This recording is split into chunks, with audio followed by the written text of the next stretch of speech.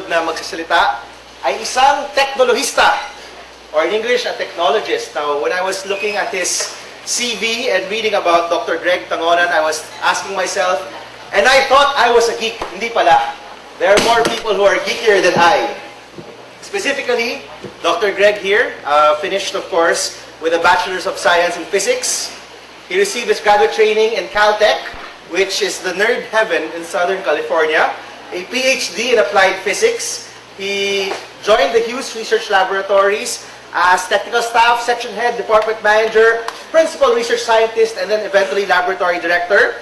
He has made a lot of contributions in the fields of fiber optics, integrated optics, material science, radar subsystems, optical networks, wireless networks, RF switches, and antennas.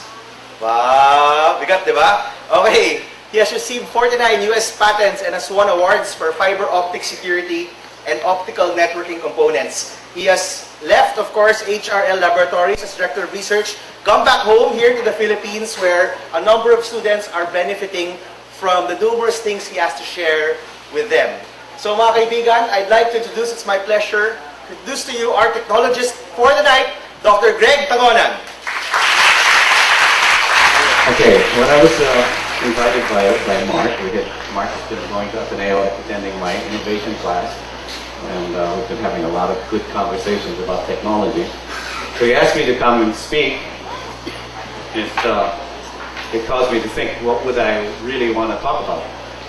Given the premise of what we're talking about tonight, it has to be something pretty damn big, pretty darn interesting, pretty wild, okay? So I sat around and thought about it. I could talk to you about what we're doing in Ateneo using the Why. Some of my colleagues from Ateneo are here. We're having a lot of fun using the Why, and maybe that's something I can talk about the next time, in another time. Or the physics of disasters. Disasters are very interesting. Our cell phones are connected to the power grid. When there's a typhoon, they shut down the power. How do the systems fail? How do they come back up? There's a lot of physics in there. There's other things like using wireless, so we can get our fruits and vegetables from our mangoes shipped all over the world. How to use wireless technology. I have also my own perspectives. I teach this innovation class at Ateneo, and it's actually a very popular class because what we do, we begin with no math. Just bring to the class an idea about a certain technology. What does the iPod really mean to you? Okay? And is it really a big deal? Can we do some new things with some new technology? So I have that perspective. I also have the Filipino-American perspective. And so if you ask me, I have all kinds of interesting questions that I ask all the time. My wife always is right there, answers them for me, but she laughs at the way I think. But I decided to do something a lot more bold, something out of the ordinary, something out of my own space, and reach out. Reach out and ask some questions. See that little boy? What's on his mind? What's the best way for him to learn? How do we all think and feel? Do we think like Americans? Hell no.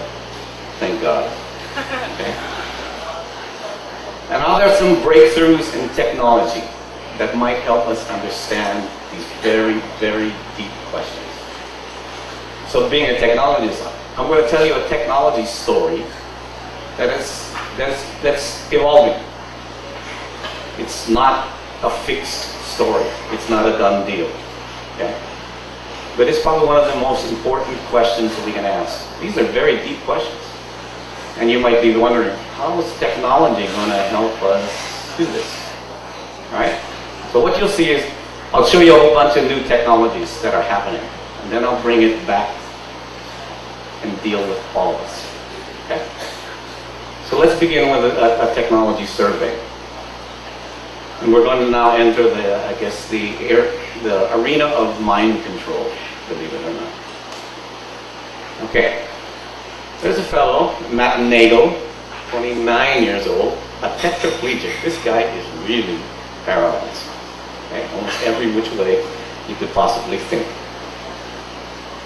What's interesting about this is after having implanted in his brain back here, you see up in the middle, you see these. It looks like a little comb with little teeth. There's about 100 electrodes there. Okay, so it's like 100 electrodes, and then you stick it inside the brain, and you notice there's about 100 wires coming out. Okay, and then they hook it up to a computer, and they kind of look at all those signals that are coming through them.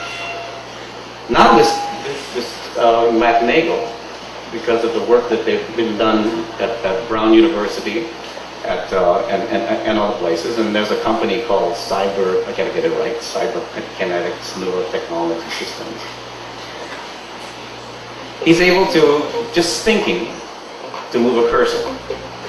And he can actually manipulate a moving arm, prosthetic arm. That's really wild. But fundamentally what's going on is that there's some electrodes inside there, 100 electrodes, and they've got some kind of computer that looks at those signals and figures it out. Okay, here's another experiment. Let's call it the brain train. Here's a little girl. She's got about 25 electrodes on her head. This comes from Sony Corporation. Okay, every one of those units has a little laser inside, and then the light comes from the laser and hits her scalp and measures the blood flow locally in the scalp, and then it just gets reflected. Okay, you see on the right a little map. All those little electrodes give us a signal, and then we can make a map. What the little girl can do, one, let's say she starts to recite a poem. She has a certain map. What the people in Hindachi did is a certain map makes a train go to the right. Okay, if she does a math problem, that map configuration makes the train go to the left. And there are other configurations that, in fact, they can do. Okay, still she's controlling this train. You might ask, I bet you we could play Spirit of the Game with this, no? Everybody get their electrodes and then the Spirit of the Game, and I bet you it would work, no? Well, the answer to that is yes, and probably a lot more. So if this works, you'll see a video from a company called NeuroSky. On to some other things. Imagine controlling your electronic appliances, tools, or toys by simply using your mind. Well, that's the future, and a Silicon Valley company is leading the way. ABC 7's Alan Wong explains how it works and why everyone at the Consumer Electronics Show in Las Vegas was so impressed. This red wire takes the brainwave and feeds it into the device here. This patented device created by NeuroSky in Silicon Valley uses a mathematics secret that turns brainwaves into commands. We essentially created a bunch of different algorithms, one for each emotion. For example, the attention algorithm. Interfaced with a video game, you place the cursor on an object. A strong attention reading enables you to push or pull the object. Will it roll toward you? A strong meditation reading enables you to levitate objects. My attention span level is no good. I can only float things. You have to practice gauging your level of concentration, also finding ways to disrupt it. Okay, let me levitate the desk. And I'm going to drop. Okay, ready? I'm going to drop it. NeuroSky simply builds the brainwave reading component. Other companies like Ologic apply it to their products, like this robot. Stare at this bar graph and try to weld it up. What we were really the most excited about was that you could pretty much control any mechanical system using their technology. Now go for it again. Eventually, Ologic wants to use NeuroSky's technology to build thought-controlled robots for the handicapped and elderly. And NASA wants to create robots to help astronauts whose gloves are too bulky to work a joystick or hold tools. The device can also read neuron pulses, so a blink of your left or right eye can create a command. NeuroSky says it will only add about $15 to the consumer product. And by next year, you may already see video games, toys, even cell phones controlled by your brainwaves. In Silicon Valley, I'm Alan Wong, ABC 7 News. Isn't that unbelievable technology, moving so quickly now? Okay, I hope you got what's going on. They're actually going commercial with this, okay?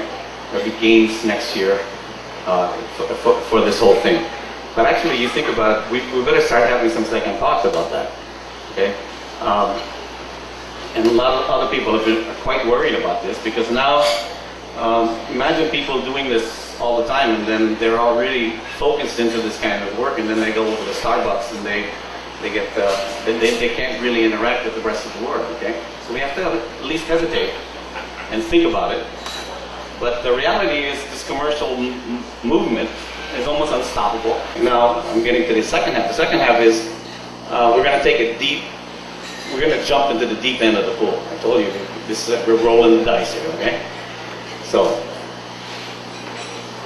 is it possible that we can use this virtual world that many people are in and actually experience out-of-the-body happenings? Okay? So, out of the body, what does that mean?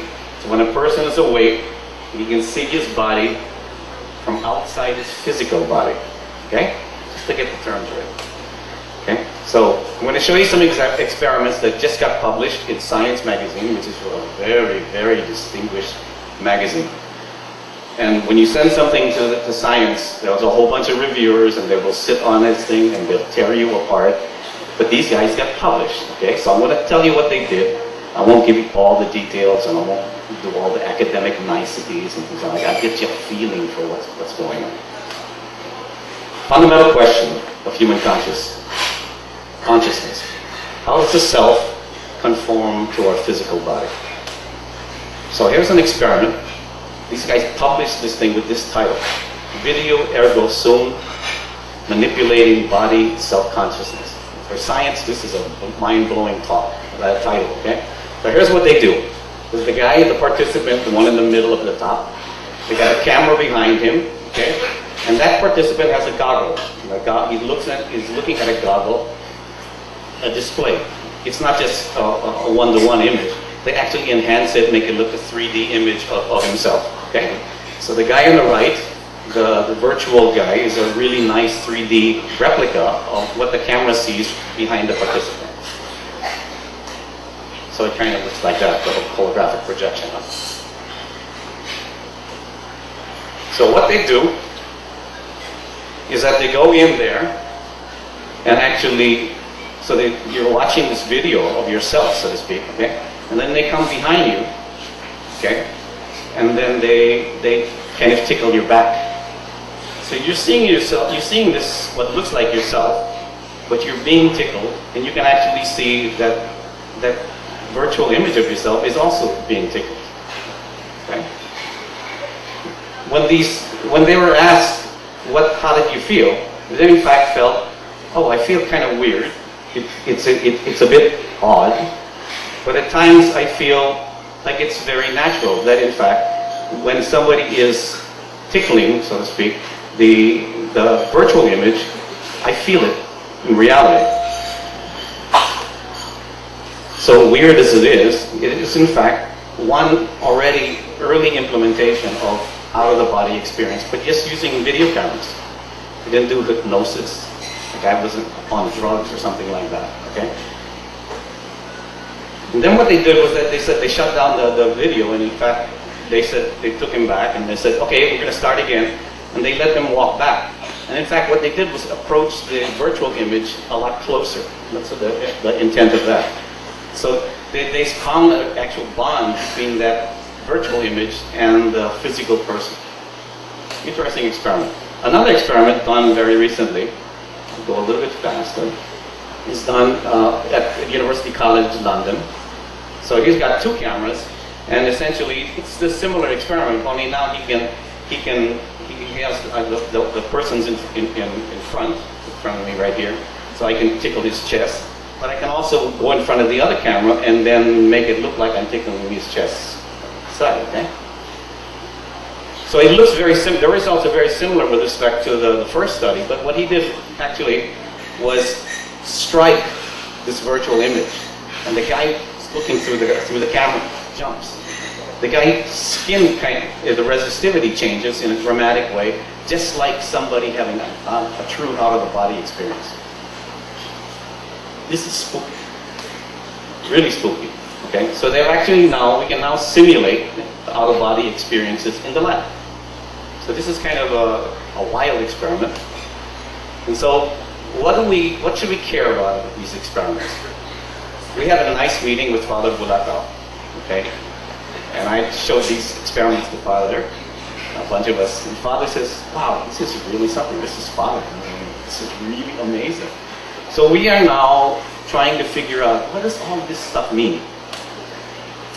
And also, it's just the start, okay? So you can anticipate, so let's roll the dice again, that in fact, if we participate, or other people participate, there'll be new ways of sensing these brain signals. Right now, it's quite crude, okay? There'll probably be other ways of doing simulations, forcing us to do different things in different kinds of environments and kind of measuring our response.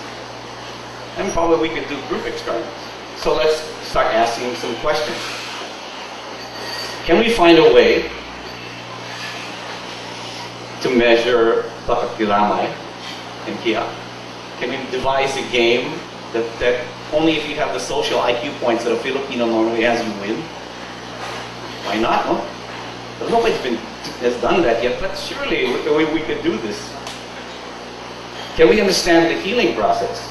Maybe we can monitor the patient while he's being healed, and then maybe the healer itself, using all these new tools.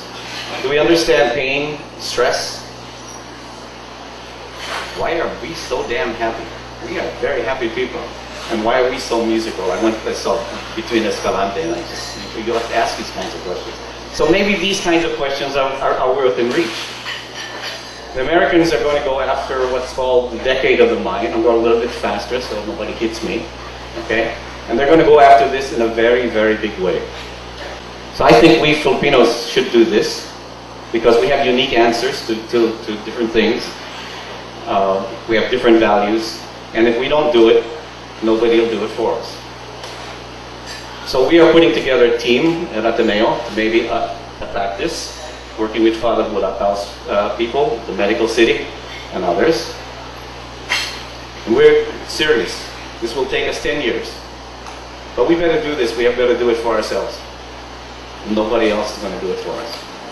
So what I've talked about is brain control, the advent of new sensors and actuators, brain mapping, out-of-body experiences being simulated in a lab using just video cameras. I talked about a little bit about our experience with Father about hypnosis and healing. So going back to the little boy, we begin to see that maybe by putting these pieces together, we'll get a better understanding of how that little boy thinks, how he should be taught. Together we can see ourselves far more clearly than we've ever seen ourselves before, and we won't be borrowing somebody else's mind model. We'll be making our own. So why not?